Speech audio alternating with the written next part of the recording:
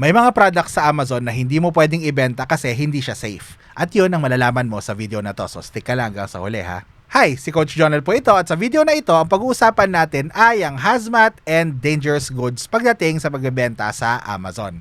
Isa yon sa mga dapat nyong i-check na mga bagay bago kayo magbenta ng tuluyan sa Amazon ng product ninyo. Kasi may mga products na sa tingin ng Amazon parang harmful siya. So again, narinig yung salitang hazmat. So ang usual na pumapasok sa utak ng mga tao yung mga toxic na chemicals ganyan, yung mga basura or yung mga waste product na mga parang mga factory ganyan. So yung definition ng Amazon sa hazmat and dangerous goods, so hindi siya exactly the same as yung political na na hazmat, yung common na hazmat parang ganon o dangerous goods. So sa Amazon, ang definition nila ng hazardous material or hazmat or dangerous goods, yun yung mga bagay na pwedeng makasira sa facilities nila. Kunyari, kung yung bagay ay may asido, parang ganyan, so pwedeng mag-leak, matunaw yung mga parang pumatak doon sa facilities nila, matunaw yung mga parts ng factory nila or ng processing center nila, or pwedeng may mapatakan na tao tapos masaktan.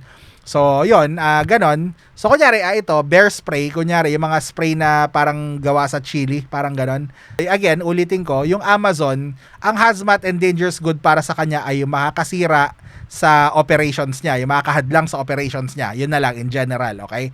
Kung madadamage yung facilities nila, pwedeng mahadlangan yung operations nila.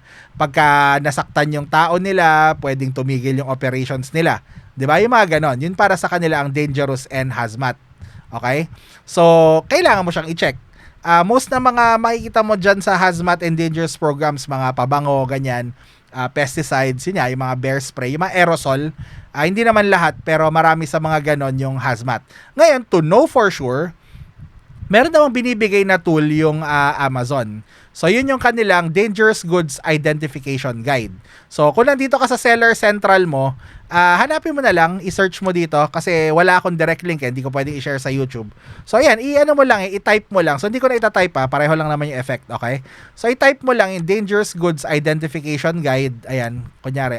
Actually, sige, ganito gawin natin, okay? So, pupunta ako sa home ng Amazon Seller Central ko.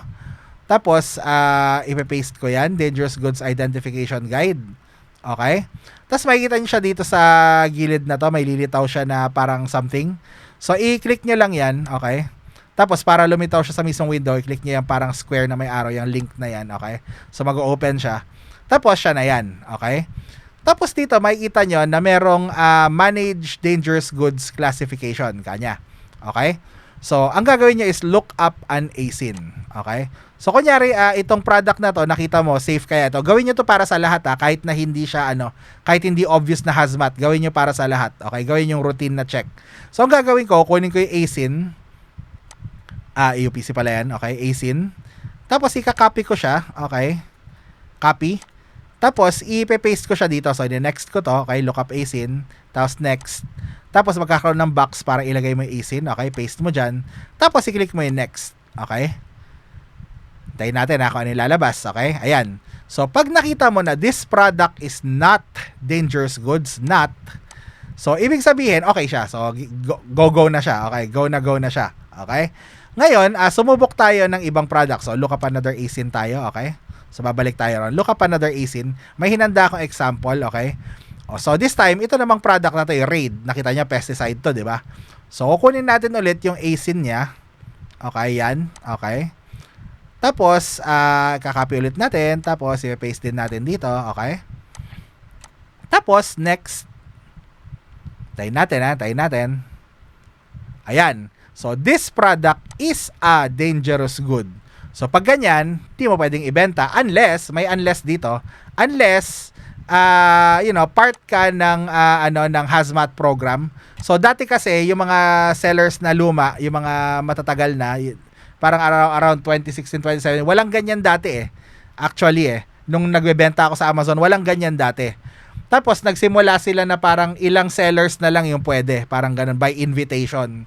Tapos meron ako mga kilala na nakakuha sila ng invitation, so sila pwede silang mag-sell ng hazmat, Pero yung mga walang invitation, kagaya ko, wala, hindi pwede. Okay? Tapos ngayon, hindi na sila nagbibigay ng invitation yata eh. So kung may invite man sila, mga malalaking sellers na yan na talagang super super experience. So makakakuha ka na lang ng email na random na parang okay, parang join the hazmat program or you're invited to join the hazmat program. Parang ganon. Tapos okay ka na, pwede ka magbenta ng hazmat. So advantage siya para dun sa mga seller na yon kasi parang pwede sila magbenta niya, tapos karamihan sa atin hindi pwede. So, yung mga kalaban nila, yung mga maging competitor nila, ay konti lang kumpara sa most ng goods. So, meron namang way para ma-invite dito. Hindi ko alam kung bubuksan nila yung hazmat program or kung nag-i-invite pa ba sila. Siguro kung magi-invite man sila yung mga malaking seller na. Pero at least pwede kang mag-apply kung gusto mo. So again, punta ka lang ulit dito, punta tayo sa screen ko. So, punta ka lang ulit dito sa dito. So, imbis na lookup ASIN, ayan, FBA Dangerous Goods Program. So, i-next mo lang yan. Tapos, tingnan natin yung mangyayari, ha? Ayan, so, enrolled ka na for your interest in joining the FBA Dangerous Programs or Dangerous Goods Program. So, ayan, we will contact you about your participation when the review process is complete. So, ayan, i-review nila yung account mo. Tapos, papadalang ka ng email kung pasado ka sa kanila. So yan, usually again, yung mga pinagbibigyan nila yung mga experienced sellers na matagal na maganda yung track record. So yun, pero at least ka na, 'di ba? I-try mong mag-rejoin each time para baka sakali lang makalusot ka. Pero yun, for most sellers, pag nakita nyo na the product is a dangerous good, wag nyo na ibenta. Make sure to check everything. Okay, kahit na hindi mo kang acido yan, hindi mo kang aerosol, hindi mo kang makaka-damage yan, i-check nyo pa rin, gawin nyo ng part ng routine ninyo. Okay, para hindi kayo mapahamak pagdating dito. So, yun ang tungkol dito, and please paki-like tong video kung nagustuhan nyo siya at nakatulong siya sa inyo. Huwag nyo kalimutang mag-comment kung meron kayong mga tanong or mga suggestion ng video or topics na gusto nyong malaman o matutunan. Tapos, maglagay sa comments ng inyong mga tanong or mga topic suggestions kung may gusto kayong video na ipagawa sa akin. So, ilagay nyo lang sa baba. Tapos, syempre, mag-subscribe kayo para matuwa naman ako. So, yun. Maraming salamat po. Si Coach Jonel po ito, and see you next video. Bye.